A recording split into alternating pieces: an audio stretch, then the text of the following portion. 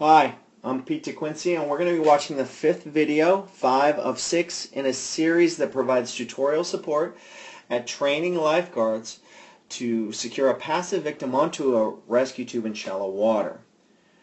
Now, the end objective for trainers in this series is that what we're hoping for is that your lifeguards are able to successfully secure a victim onto a rescue tube no matter what type of presentation is there of the victim, meaning that if the victim is face up, if the victim is face down, if the lifeguard approaches and reaches the victim's head first or the victim's feet, or if the lifeguard comes from the side. The lifeguard is still going to be successful at securing the victim onto the rescue tube. Now, what are we looking for in regards to successfully securing the victim onto the rescue tube? What I would like to see, and there's 3 things. I want to see that the placement of the rescue tube gets the victim in a face-up position on the surface, and that the rescue tube solely supports the victim without the aid of the lifeguard, meaning that the lifeguard can essentially be hands-free in anticipation of providing additional care, and that the rescue tube's doing all the work. Number 2, that the placement of the rescue tube is in such a way that the victim's airway naturally falls open and remains open. And lastly, what I'd like to see is I want to see the lifeguard securing the arms of the victim around the rescue tube in such a way that if the victim starts to slip off the rescue tube, the arms catch, keeping the victim in a face-up position on the surface. Now, with those 3 things, it's going to allow the lifeguard to then do a quick assessment of the victim and determine, 1, if they want to do a rapid extrication of the victim from the water to the deck, or if there is an immediate need to provide patient care while the victim is still in the water. Again, ideal opportunity if the victim is face up on the rescue tube at the surface. Okay, so what we're going to do here is we're going to watch the video, and then we're going to come back and do a breakdown for the benefit of those new lifeguard instructors and in-service trainers. Here we go.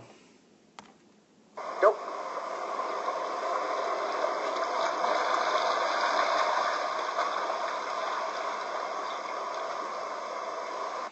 Alright, now that we've watched the video, let's go ahead and see what works and what can be improved upon.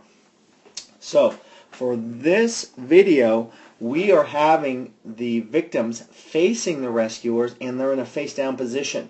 So, the lifeguards are going to approach the victim from the top of the head, alright, and what they're going to do is called either a do-si-do or a J-hook or a J-turn, depending on what terminology that you're familiar with.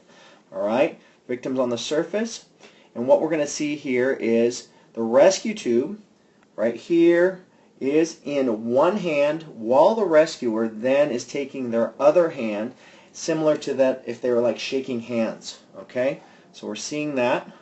They're going to make contact. They're holding onto the tube with one hand, going to grab the victim's wrist here, grabbing the victim's wrist here, okay, and then right to right hand as if shaking, okay, and then they're going to turn the wrist. You'll see a little bit of that turn that wrist, and drop the victim's shoulder underneath the water, and at the same time place the tube. Okay, that's what we're going for. Alright, looks pretty good here with rescuer 1. Let's see what's going on with rescuer 2, and rescuer 3 looks like they're midway through, so it looks pretty good here. Alright, so let's keep looking. Looks good. Good placement. Okay, I like that. And again, what we're striving for is placing the tube solely supports the victim. The airway is naturally falling open with all 3, so I'm seeing that. That looks good here, here. I like that. Okay, and then, of course, with the placement, are the arms then secured around the tube? And we see that here with the first one. We're seeing a partial here with the second one. And let's take a look at what's going on with the third lifeguard here. So we do still see one arm up, okay? And then there's one arm up still here with the second. So we see the first lifeguard being successful at securing the arms around, and the second and third not so much. But what's nice about the third rescuer or a third lifeguard here, is they're pretty close down, so they're getting ready to do that quick assessment of the victim. And we don't see that necessarily with the first or the second. Okay, that's what I'm seeing what's going on here. All right, thanks a lot.